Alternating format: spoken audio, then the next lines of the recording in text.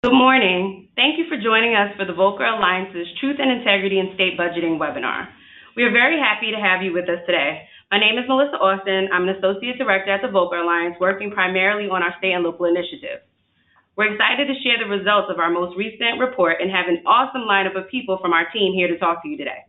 We have Bill Glasgow, Senior Vice President and Director of State and Local Initiatives at the Volcker Alliance, and Beverly Bunch, a member of our university research team, as well as a professor at the University of Illinois Springfield. In addition, we have Matt Fabian and Lisa Washburn from Municipal Market Analytics, and Catherine Barrett and Richard Green from Barrett and Green. They'll be on hand to take your questions at the end of the webinar. We plan to keep you here no longer than an hour today. We'll have a quick reading from Thomas Ross, the president of the Volcker Alliance, followed by a presentation by Bill Glasgow and a case study by Beverly Bunch. Then we'll finish up by answering your questions. Some quick housekeeping items before we get started. Please note that all attendees are in listen-only mode and on mute, but we welcome any of your questions that you may have throughout the webinar. Please use the questions pane in the GoToWebinar control panel to enter your questions. We'll collect them and address them during the Q&A session at the end of the presentation. Okay, let's get started. Please welcome Tom Ross, President of the Volcker Alliance. Thank you, Melissa, and good morning to all of you. Thank you very much for joining us for this important event. As Melissa said, my name is Tom Ross, and I serve as President of the Volcker Alliance. The Volcker Alliance was founded in 2013 by Paul Volcker, former Chairman of the Federal Reserve, and our mission is to advance effective management of government to achieve results that matter for citizens. One of our signature projects has been our Truth and Integrity in State Budgeting project. This is our second report in this project, and our goal is really to add to the knowledge about state budgets, both their strengths and their weaknesses, areas where they can improve, best practices. And I think last year's report was very successful. We hope that you will learn from this one as well. We also hope that this report and the information contained in it will catalyze change and improve the budgeting process at the state level. So again, thank you for joining us for this event. I think you'll find the program both interesting and informative, and I'd like to now turn it back to Melissa. But before I do, let me thank our team for what has been a terrific job in producing this report, and I think you will see their expertise as the program progresses. Melissa. Thank you, Tom. Now we'll move into reviewing the results of our most recent paper on the Truth and Integrity in State Budgeting. I'd like to introduce Bill Glasgow, Senior Vice President and Director of State and Local Initiatives at the Volcker Alliance. Bill joined the Volcker Alliance in January of 2014 and has supervised the publication of numerous reports, including our two previous studies on Truth and Integrity in State Budgeting, which were released in 2015 and 2017. Previously, Bill was a managing editor at Bloomberg News, overseeing coverage of state and local government and financial news. His career includes almost 2 decades at Businessweek magazine. He has also served as a vice president at Standard & Poor's. He's a member of the Municipal Fiscal Health Working Group at the Lincoln Institute of Land Policy, the Municipal Analyst Group of New York, and a governor of the Overseas Press Club Foundation. Please welcome Bill Glasgow. Well, thank you, Melissa. Good morning, good afternoon, and good evening, wherever you are on the Volcker Alliance Conference Network today. Welcome again to our wonderful colleagues from MMA, University of Illinois Springfield, the Volcker Alliance, and Barrett and Green, and welcome to you all. Out there. Thought I'd give you a little rundown about where we've been and where we're going and who we are. And thank you, by the way, as well to the Peter G. Peterson Foundation and the Laura and John Arnold Foundation for supporting our work. The Truth and Integrity in State Budgeting initiative began back in 2015 with our first report that people in this very room worked on, which looked at 3 states, California, Virginia, and New Jersey, and it was kind of our proof of concept and test of our model of evaluating state budgeting practices. Last year, we published Truth and Integrity in State Budgeting, What is the Reality? And out today, coincident with this conference, is our latest report, Truth and Integrity in State Budgeting, Preventing the Next Fiscal Crisis. What we're doing here is not ranking states from 1 to 50 or 50 to 1, as some other organizations do. Instead, we're ranking states on 5 critical metrics, which I'll get to in a second, that describe the sustainability of a state's fiscal policy. There you see the people who really make this happen, our wonderful research network at CUNY here in New York, Florida International in South Florida, Georgia State University, University of California, Berkeley, University of Kentucky, University of Illinois, Chicago, and Springfield, doubleheader for Illinois, University of Utah, and of course MMA and Barrett and Green. We really appreciate your work, and this is a network of about 50 people, all told, putting this together every year. Some of the smartest people I've worked with in my career. So before we get to the results, let's look a little bit at the fiscal framework for states, because this is very important. The fiscal framework really dictates how well the states will do and how willing they are to cut corners to balance the budget. We're in what looks like the second longest GDP expansion since 1858, when records began. The economy looks like it may be slowing, driven by housing, tariffs, perhaps the strong dollar, but the last I looked the other day, the Bloomberg Economist survey suggests there's only a 15% probability of recession. Inflation is staying low. Unemployment is staying very low. This is all very good news for the states. Why is this good news for the states? Because it's bringing in more revenue. Fiscal 19 state budget spending is up about 3% and a fraction. That's well below the historical 5.5%. So that means that states are not being spendthrifts. They're really watching that balanced budget mandate that we'll talk about in a minute. Indeed, this means more money for rainy day funds. Instead of going hog wild on spending, a lot of states are salting it away against a rainy day. That's what the rainy day fund is for. NASBO, the National Association of State Budget Officers, projects that state rainy day fund balances will be 6.2% of general fund spending. That's the highest share in at least 18 years and 3 times the low marked in 2011. So states are getting a little more flush, which is a good idea if there's going to be a downturn in the future. Now, why should we worry about a downturn for the states? Number one, federal budget uncertainty. The budget gap, the federal budget gap's over 4% of GDP. This risks Congress making discretionary spending cuts affecting states like it did a few years ago. Indeed, Moody's Investor Service today came out with a veiled warning saying that because of the deficit, America's financial strength may be open to question some years down the road. So we have to watch that. Number two, there are state budget pressure points that haven't gone away just because the economy is recovering.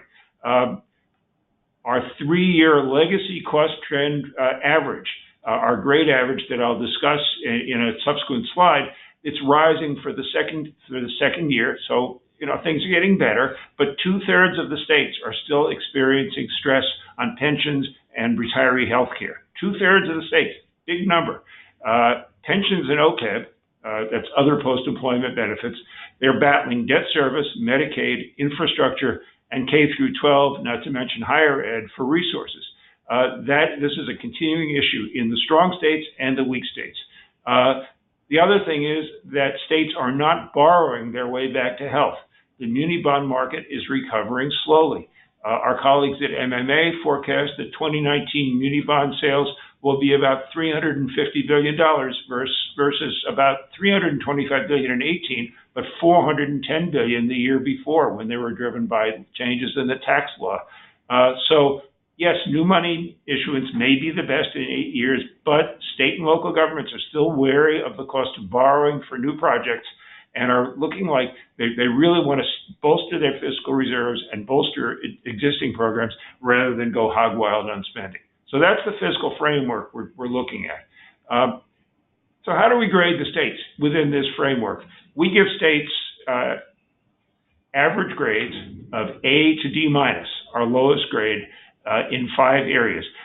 We do annual grades and then we average them on a rolling 3-year basis. Very, very important that you look at the averages because things don't change that much from year to year, but they do change over the longer term.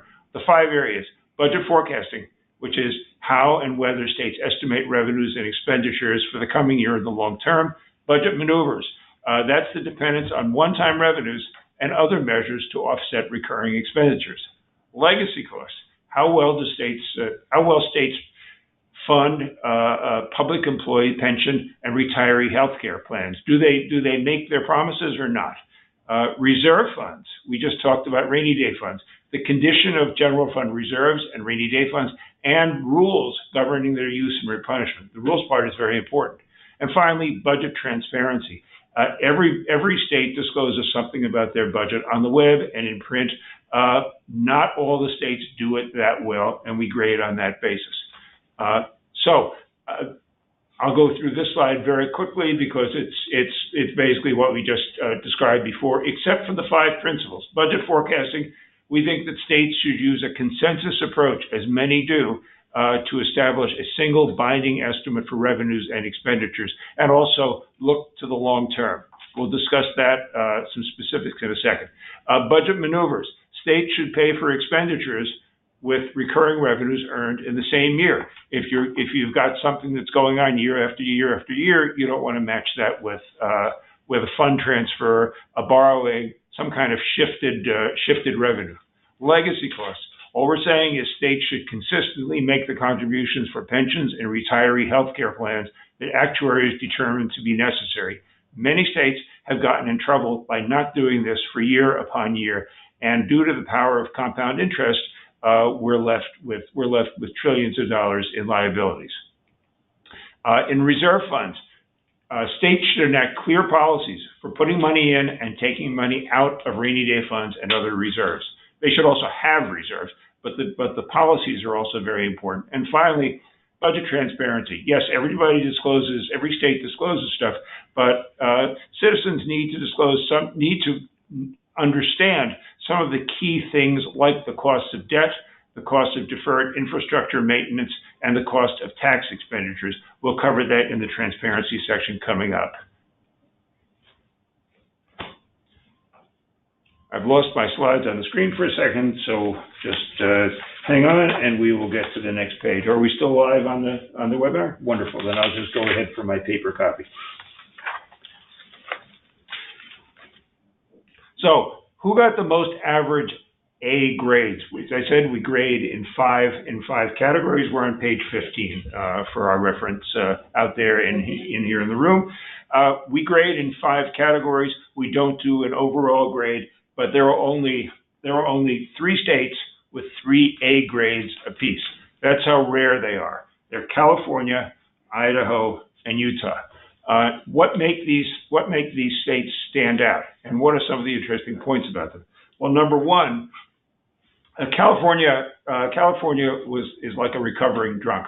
Back about 10 years ago, California couldn't pass a budget, was paying its bills with IOUs, was getting downgraded by all the rating agencies, was being compared to Greece, Kazakhstan. You name the bad credit. California was in there. California has come rocketing back with the economy, but what's also very important is that under Governor Brown, outgoing Governor Brown, California instituted a lot of institutional changes. Some good, some less good, but it is made for a much more stable budget. So California gets its A's in budget maneuvers, having a clean budget, reserve funds. California voters enacted a very, very strict reserve fund policy that governs when money goes in and when money comes out. That's very important because California's revenue is highly dependent on high income earners and it's very volatile. And California, in the area of transparency, is one of only 3 states to describe fully not only its tax expenditures, which add up to $60 billion more or less, but also to add up the cost of deferred infrastructure maintenance. Very important. By the same token, California also got a D in legacy costs. So we'll cover that in a second, but just because you get an A in one area, it doesn't mean you get an A across the board. This is not a credit rating. This is not a rating about debt. This is a rating about how sustainable these budgets are. Utah and Idaho both got Both got A's in budget maneuvers, legacy costs, and transparency. What's interesting about Utah is that they just passed a law to really strengthen their budget forecasting process. We'll get to that in the forecasting section, but we're very happy for that. So let's go on to the next slide. There weren't that many changes in three-year average grades. Change comes very slow in fiscal policy. It's rare that you see a big jump like you would see in credit ratings, where you see a 4 or 5 level change in 1 minute. So in the area of budget forecasting, in these slow changes, who did better? Budget forecasting: South Dakota and Texas. Texas added multi-year revenue and expenditure projections, and South Dakota did the same. That's a good thing, because that means taxpayers, legislators, governors can see a bit down the road. Doesn't mean these forecasts are accurate, but it means they know what their options are. In terms of budget maneuvers, on the right side of the slide, Vermont and Virginia and West Virginia all improved. Vermont has a stronger economy, and they stopped deferring some expenditures. Virginia is using less debt to balance the budget, and West Virginia the same. Hawaii, Pennsylvania, and South Dakota all declined. I'll single out Pennsylvania there. There's not one category that we grade inside of budget maneuvers that Pennsylvania didn't do worse in. It's a seriously challenged state, even though their revenues are recovering very nicely. Hopefully that will impel them to improve their budget process. In legacy costs, I mentioned that 2/3 of the states still have challenges, but 3 states did improve: Oregon, Pennsylvania. Again, Pennsylvania went from a D- to a D, and Virginia. Virginia is a AAA rated state. It still gets a D in pensions. It's making its pension contribution, but not its OPEB, retiree health care contribution. And the same with Pennsylvania. They're falling short on OPEB, and Oregon just has a very low pension funding ratio compared to some other states. So all told, there's room for improvement here.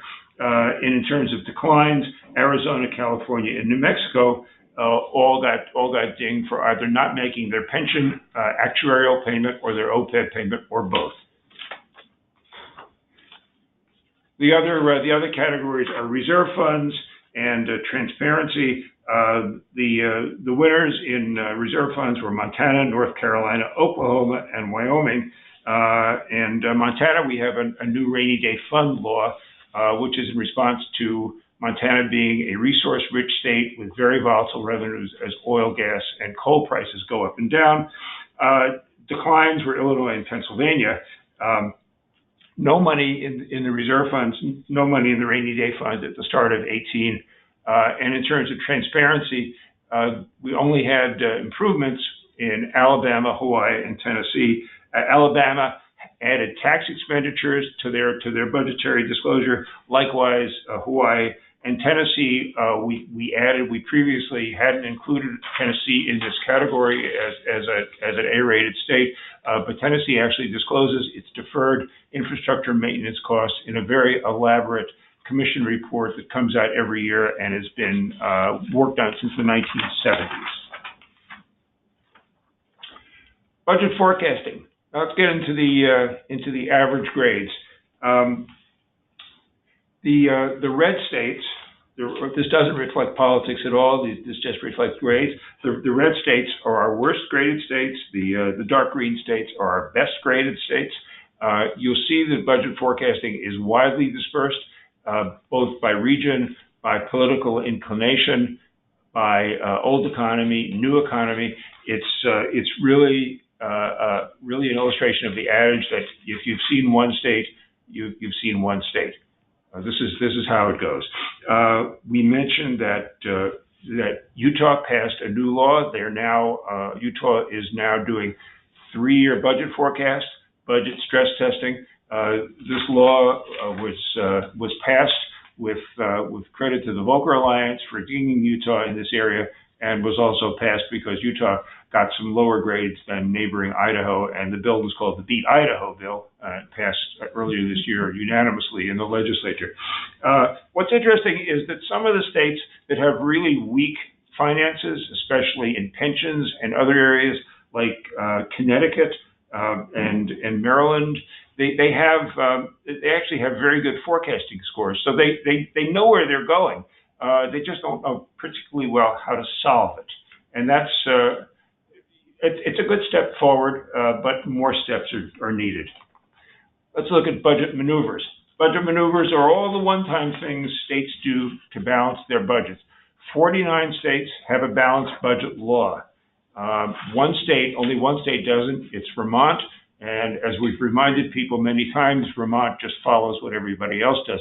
But nobody ever defines how do you balance a budget. What is a balanced budget? States use cash accounting, so that gives them a lot of leeway to declare any funds that are available to the general fund as cash, and so it just on it goes. So in terms of budget maneuvers, Illinois comes out very weakly. Pennsylvania, that I mentioned, also is a D- and our only D- in this area, and Kansas with multiple pension issues, Louisiana with some pension issues and spending issues as well, are all of our lower scores.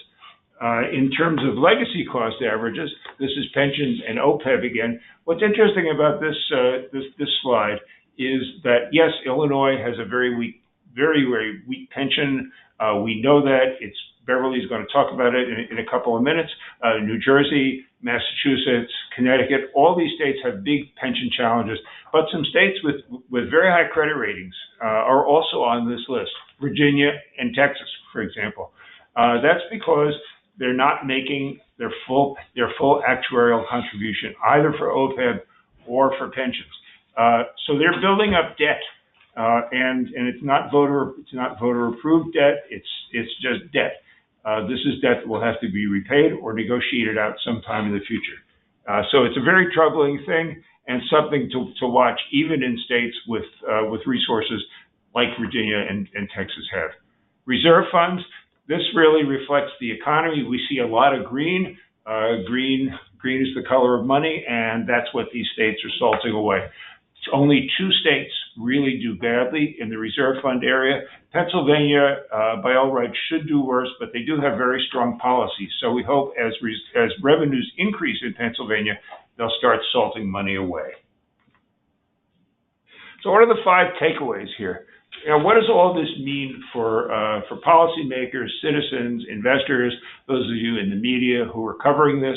Number 1, budget forecasting. The U.S. average grade is C, which means many states really are not watching where they're going. They need to do like what Maryland does and provide a very clear estimate of where they are 3 years in the future, 5 years in the future, so you know what kind of surprises are going to pop up. Budget maneuvers. It's an average B grade. B is okay, but not super okay. So one-time actions.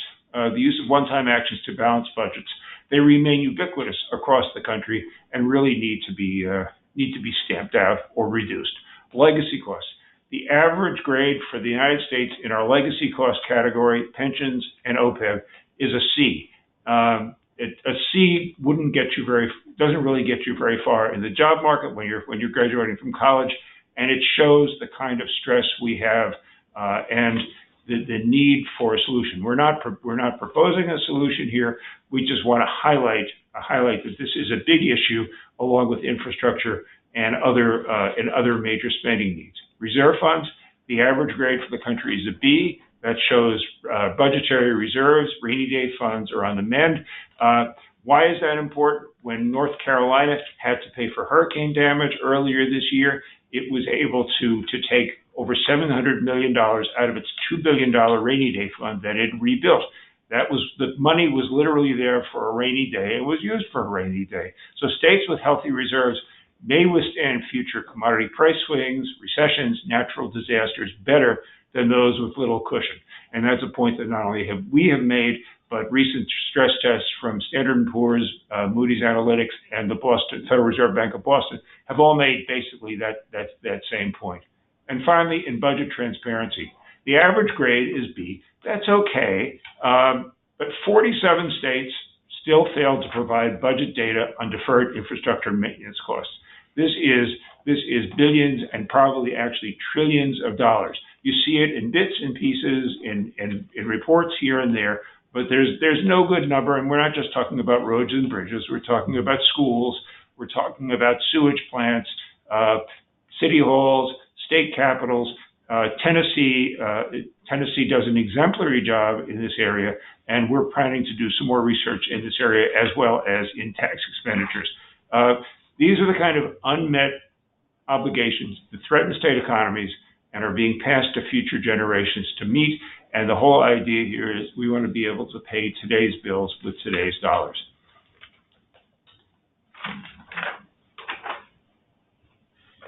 And I'm just reminded we may have clicked past the transparency slide. I can't seem to go back on this, Robert. Can we go back one slide? Thank you. In transparency, the average grade here is, most states, in terms of B, most states do well. I think that my point to the takeaway is fine. Arkansas was the state that bedeviled our researchers most in terms of getting a clear picture of the budget. It's there in bits and pieces and spending bills. Very, very difficult for even a professional to understand.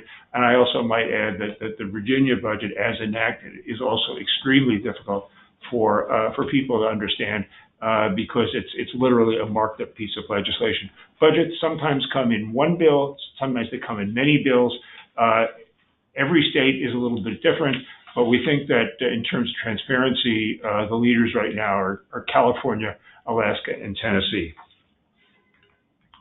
So now we're going to go on to a case study. My colleague Beverly Bunch at University of Illinois Springfield is going to take the mic and take the chair. And Melissa, thanks, Bill. Thanks, Bill. I've been asked to talk about, is Illinois typical or atypical? What a question. In some ways, the challenges in Illinois are similar to those in other states. As Bill noted, pension plans and OPEB are major challenges in many states, but I think it's even more so in Illinois. Illinois in the mid-1990s adopted a 50-year plan to reach 90% funding by 2045 for the state pension plans. However, under that statute, Illinois still is not contributing what it should in terms of the actuarial required contribution. And it's projected not to do that until 2029. And so the unfunded liabilities in the pension plans are continuing to increase.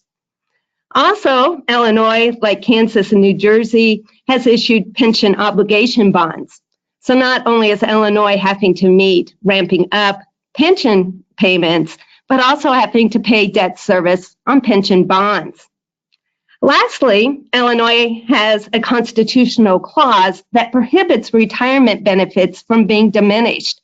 So when the state passed legislation to try to decrease the pension benefits for existing workers, the state Supreme Court ruled that unconstitutional.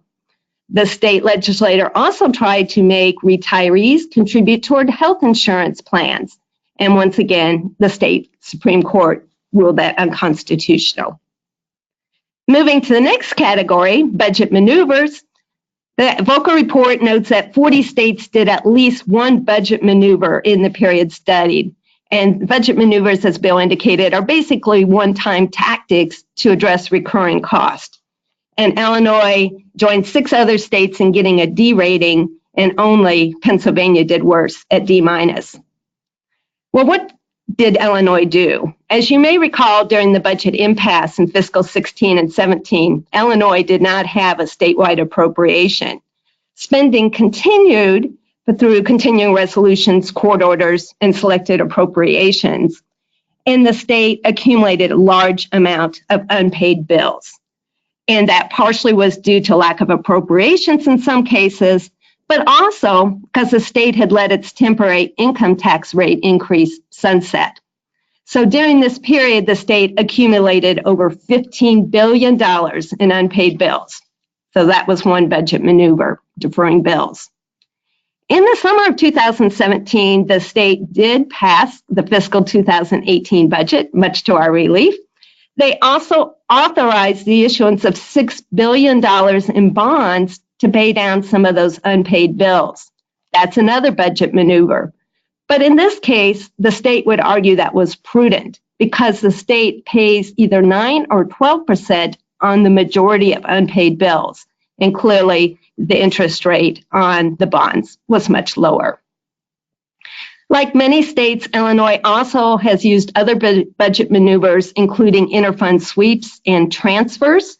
In the fiscal 18 and 19 budgets, the state legislature authorized $1.2 billion in interfund transfers and an additional $293 million in fund sweeps.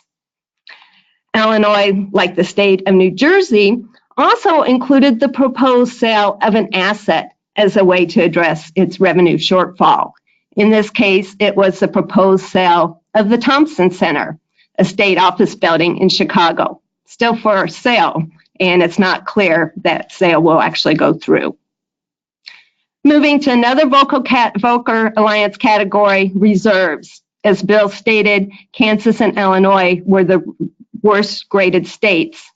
Illinois, as you might expect, has a negative budgetary balance in its general fund, and also in 2018 transferred $275 million from its budget stabilization fund to the general fund and did not replenish it. And basically, the state has no funds in the budget stabilization fund. Kansas, on the other hand, created a rainy day fund, but has not yet funded it. But being from Illinois, sitting here in the state capitol, I did want to note that there are several strengths about Illinois' grades. Just like other states, you can be good in one area and not in others. Once Illinois passed its fiscal 2018 budget, the Volcker gave it positive grades in multi-year revenue and expenditure forecasting. Illinois also received positive grades in 3 of the 4 categories under transparency, including tax expenditure reporting. So in conclusion, is Illinois typical or atypical? I believe the state is similar to other states in the nature of its problems, but joins just a handful of states that have very serious magnitude of problems. And in Illinois, that includes large unfunded pension and OPEB liabilities, the lack of reserves, and the continued reliance on budget maneuvers instead of the adoption of long-term sustainable measures. Back to you, Bill.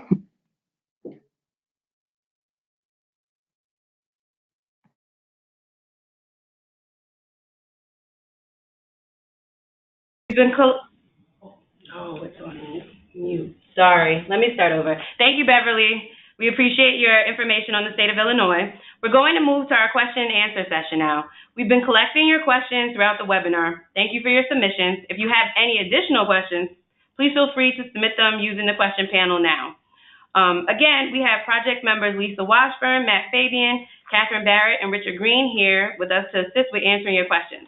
Let's get started. Our first question is, when thinking about legacy costs, why link Medicaid with debt service and pensions OPEB? Medicaid is a direct service like education and infrastructure, and stacking it against those items is a little confusing. Well, that's a very good question, and it is apples and oranges, but it's not apples and oranges. Let me explain why. If you look at states with high fixed costs, what are the highest fixed costs? They're pensions, OPEB, debt service, and Medicaid. Pensions and debt service compete with Medicaid, which is partially funded by the federal government, but not wholly funded. So they compete for taxpayer resources. That's why we put them in the same bundle, because in the way the states account for things, it's all money going out. The average state is around 20% for fixed costs like this. But when you have a state like Illinois, where fixed costs can eat up half of the budget, it makes the rest of the budget very hard to balance. Here's another question we have.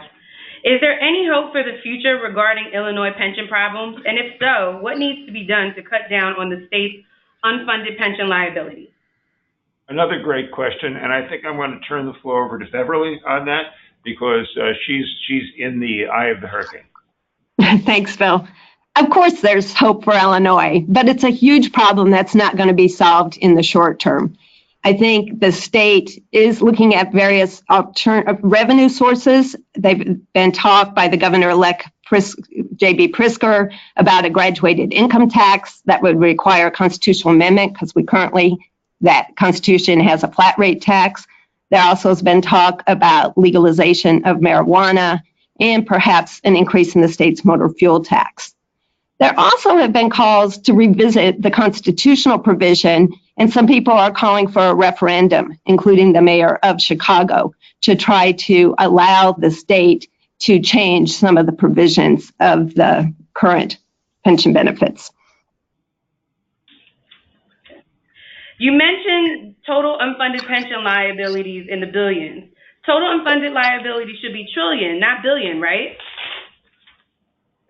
Absolutely, that's my verbal typo, and yes, in the trillions. You know, depending on how you want to calculate it, the number can vary. We base our estimates and do our scoring on the numbers as they're actually reported by the states in their comprehensive annual financial reports. You can debate endlessly whether these are realistic or not, but they are what they are, and they are what are reported in the securities filings.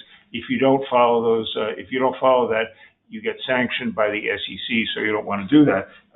The total for 2017, which is the latest comprehensive number we have, is about $1.35 trillion. That's as calculated by Bloomberg for us. How were the universities selected to participate in this project? Great question. The universities are really wonderful. This began with a meeting that we had with the Budget Professors Association, the Association for Budgeting and Financial Management, where we held an informational session, presented our proof of concept report on 3 states, and asked public finance professors and graduate students who were attending there, would you be interested in participating in a study that asks a set of standard questions about standard budget procedures nationwide? We got a very large response, took proposals, and selected these schools from the pool. And I must say it's been an education for me working with these professors, many of whom have been budget directors themselves or legislative budget analysts, really understand this. How did you identify what was the best practice in each category? Fine question. We identified, and the identifications are dynamic, so we've shifted them a bit as we go along. First place, we look at New York City as an example. New York City's budget is not perfect, but New York City is the only large government in the United States to use GAAP, generally accepted accounting principles, for its budget. New Jersey uses a form of GAAP, but has many budget problems as well. So New York has a very clean budget. That's a result of the 1975 financial crisis and laws that were passed by the voters to impose that. And that was one of the terms necessary for federal fiscal aid. So that really started our inquiry on one-time expenditures matching one-time revenues. From there on, we surveyed the academic literature from the Pew, for example, Center on Budget and Policy Priorities, ALEC, other advocacy organizations, and came up with a list and then argued it out with our municipal finance experts. The professor mentioned that Kansas has a rainy day fund, but it's not funded. So did you give the state credit for a rainy day fund, and why? I think I'll Can one of you guys from MMA handle that question while I go to the records? Sure. Yes, so Kansas does not have a rainy day fund that's currently funded, so I believe that the state did not get credit for having the rainy day fund, but they do get credit for having positive general fund or rainy day fund balances. So their money is being kept in the general fund. Right. Some states have both a rainy day fund and other reserves, and then the general fund reserve as well. And you have to look at it, I think, as the rating agencies do too. You have to look at it holistically. There are some states where it's sort of an interesting question. Like to go back to Illinois, our favorite poster child, Illinois has used a lot of fund transfers to balance the general fund. So there's a lot of cash on the books all around the Illinois government that gets swept in typically at the end of a fiscal year to balance things out. We regard that as a bad practice, but Illinois is not necessarily bereft of cash. The cash just lives in a whole bunch of places. And the question is really sleuthing that out. I'm not sure how the great costs to rebuild infrastructure are reflected in your analysis. Are you grading states based on their attention to these capital costs?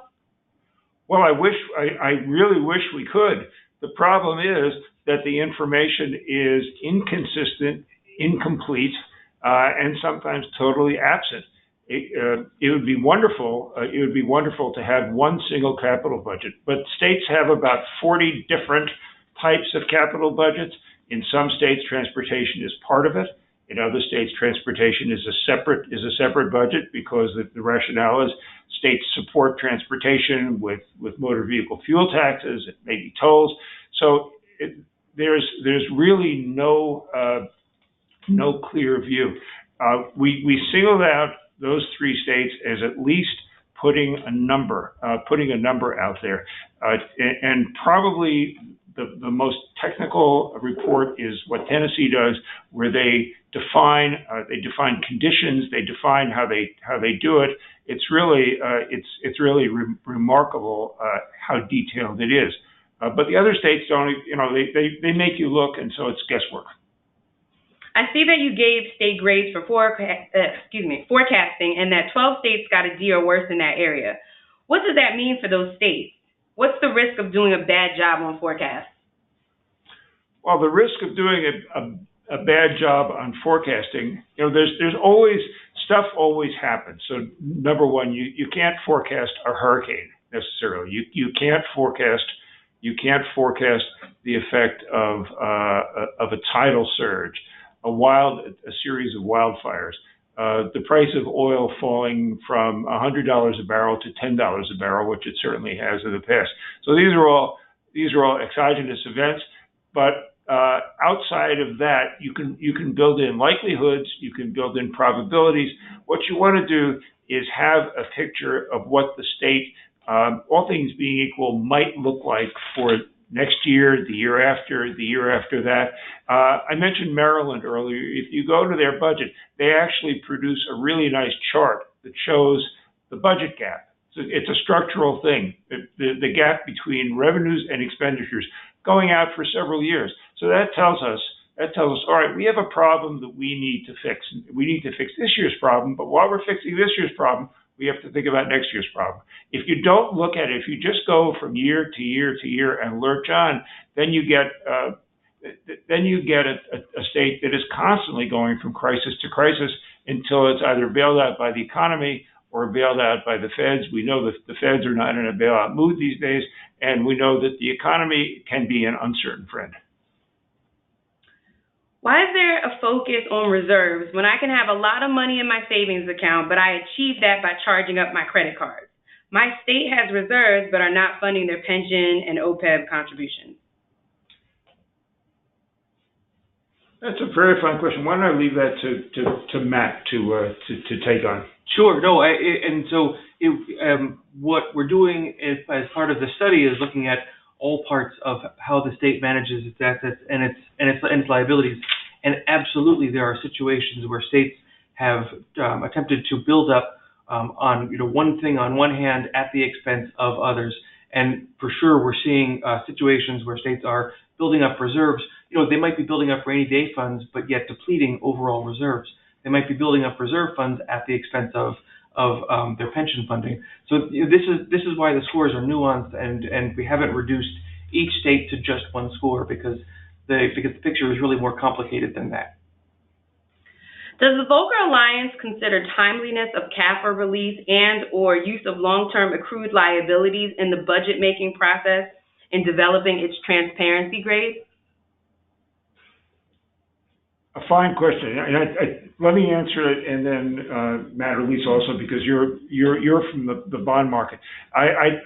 We don't consider the timeliness of CAFRs because we're looking at the budget. I agree, though, that the timeliness of the annual report really, for many governments, trails way behind what's done in the corporate world.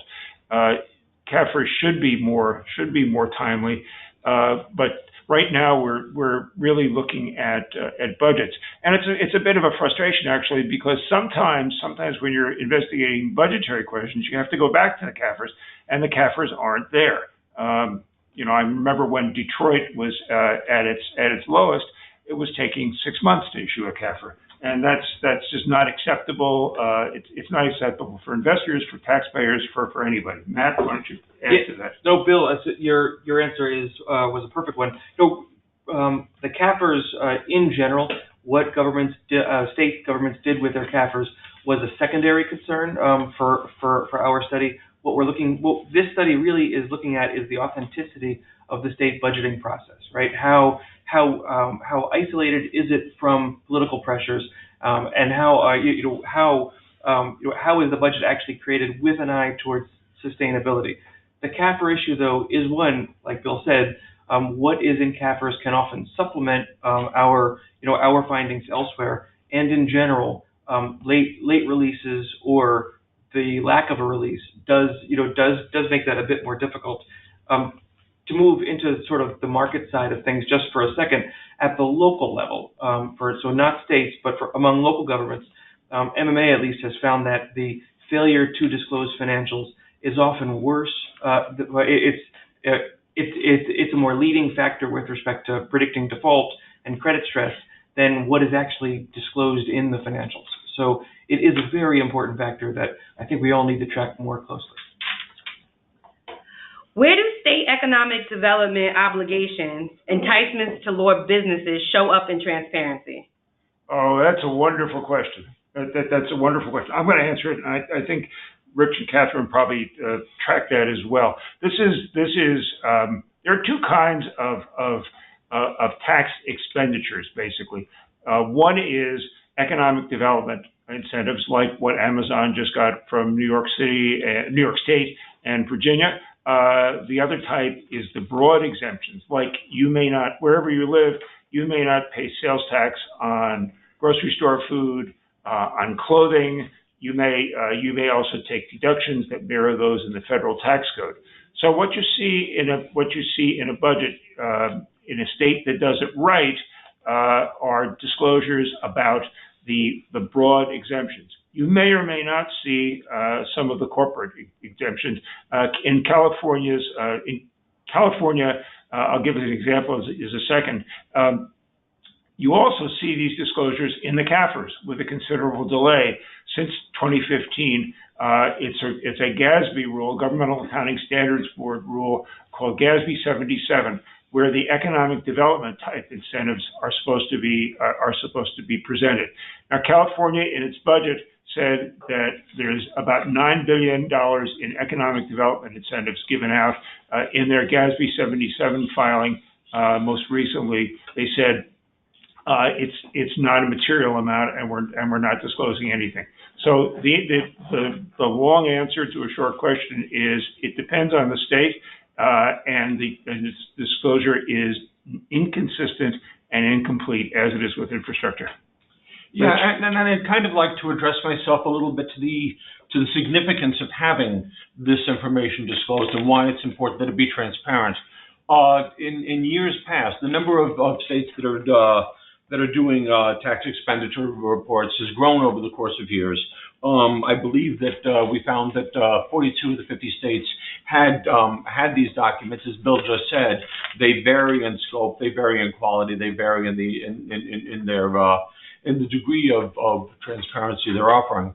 But without them, a legislature can very easily overspend because they're not looking at what the state is foregoing in taxes for these giveaways, and so you want your legislature basically to be able to make its decisions based on all the information they have. And if you miss out on the information pertaining to what you're giving away to the companies to draw them, you're missing out on an important thing. I'd add this particular topic is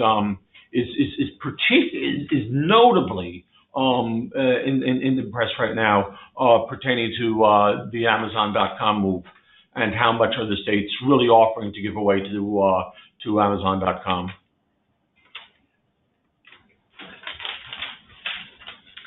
How troublesome is the prospect of a recession in 2019-2020? You place likelihood at 15%. Are concerns about a recession overblown? Well, it's like floods and hurricanes. You need to prepare for eventualities. Are they overblown? No, concerns about a recession are never overblown. And just because we're in a almost record expansion doesn't mean we can't break the record and go on. The number I cited is a poll of economists that Bloomberg does regularly. Economists are subject to the same foibles as the rest of us humans. You see within that survey a fairly wide range from 0 chance to over 25% chance. I would say when the gauge gets over 25%, we should be worried. We're not exactly seeing it in the bond market, but these are things that states need to prepare for economic surges and economic declines. And Matt wants to add to that. I think that the question goes to the heart of this study itself. That what we are trying to do is to find the states that are best prepared, in effect, for exactly that situation, for when the recession hits and when things get tight, maybe unexpectedly. Do they have recourse to actual reserves and actual policy flexibility so that they can adjust their budget? This year right now, that's a great use of this study in particular. And I would just add, to the extent that you have states that are currently in almost record expansionary period using budget maneuvers in order to balance their budgets, they would be at more risk of, having more difficulty when a recession does come. There were a couple of positives cited for Illinois. One was in forecasting, the other was in transparency. Those sound nice, but what good do they really do the state given its financial problem? Why don't I let Beverly field that? I think it is important for professionals to provide elected officials with information they should review and use in their decision making. Of course, you can't force elected officials to come to reasonable agreements, as we saw during the impasse in Illinois. They just couldn't agree. But in Illinois, we see pension contributions under our statutory ramp-up plan are going to increase significantly in the future. And it's good for the elected officials to see that coming. Also, it's good to see that if you do maneuvers like issuing bonds for recurring costs, to see what cost that imposes on the future. And then tax expenditures are clearly important as well. They result in spending just like expenditures do, and those need to be revisited and monitored and reviewed, not just passed and forgotten about. So it's not the end all. It doesn't guarantee good decisions, but it is important to get officials the information that they should be using. You mentioned that if the economy slows, the use of budget maneuvers may increase. Is there any way to avoid that, since it's likely that sometime the economy will slow somewhat? Well, is there any way to prevent that? I suppose you could pass laws, but laws have a way of being worked around. You know, I mentioned not to single out New Jersey, but New Jersey on paper has a very strict code of conduct as regards using generally accepted accounting principles, accrual accounting for its budget, and yet we find fund transfers even in economic recovery. We see the New Jersey Turnpike Authority cutting the general fund, essentially a dividend check every year. It's a one-time payment. We see New Jersey taking money out of the Clean Energy Fund. We see New Jersey Transit using capital funds for operating expenses. Not to single out New Jersey, because as I mentioned, this is a ubiquitous practice.